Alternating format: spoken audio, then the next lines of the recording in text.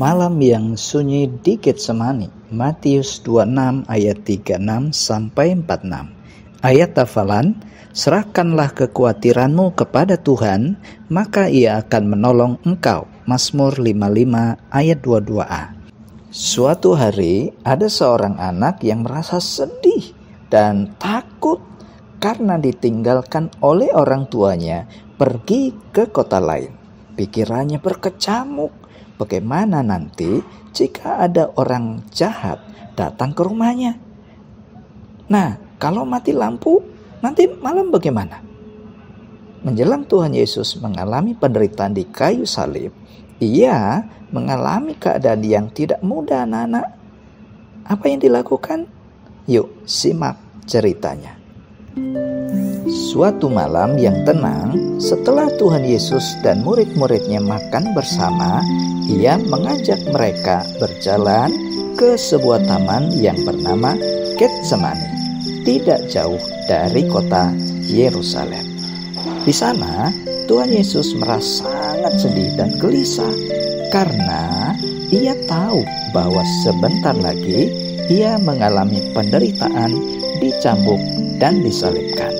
Yesus berkata kepada murid-muridnya, "Duduklah kalian di sini, sementara aku berdoa." Lalu Ia mengajak 3 murid terdekatnya, yaitu Petrus, Yakobus, dan Yohanes, untuk ikut lebih jauh ke dalam taman itu.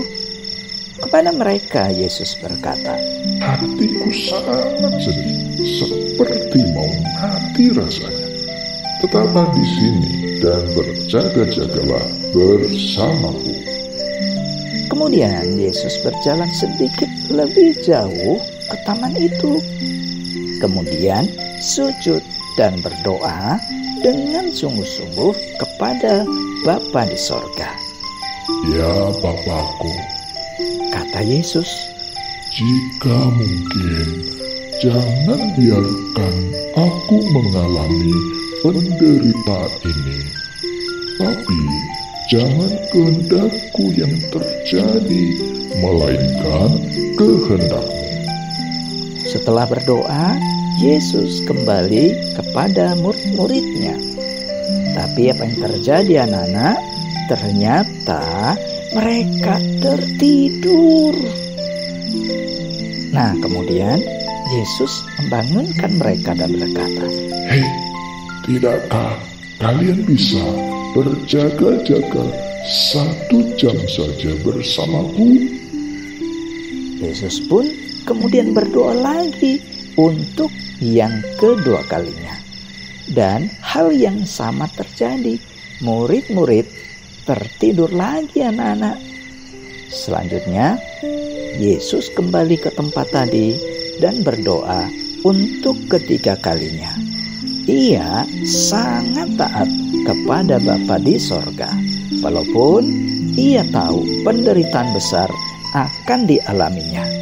Dan akhirnya Yesus kembali kepada murid-muridnya dan berkata, "Tidurlah dan beristirahatlah. Tapi lihat, saatnya sudah tiba. Aku akan diserahkan kepada orang-orang jahat untuk disalibkan."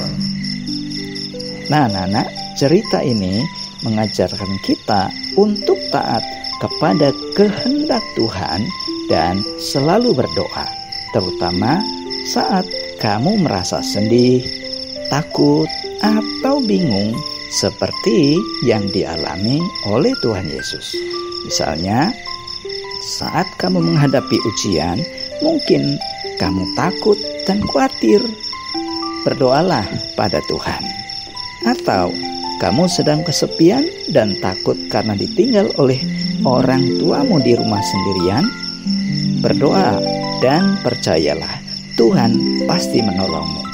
Seperti dalam ayat hafalan tadi, serahkanlah kekhawatiranmu kepada Tuhan, maka Ia akan menolong engkau. Demikianlah firman Tuhan hari ini. Tuhan Yesus memberkati.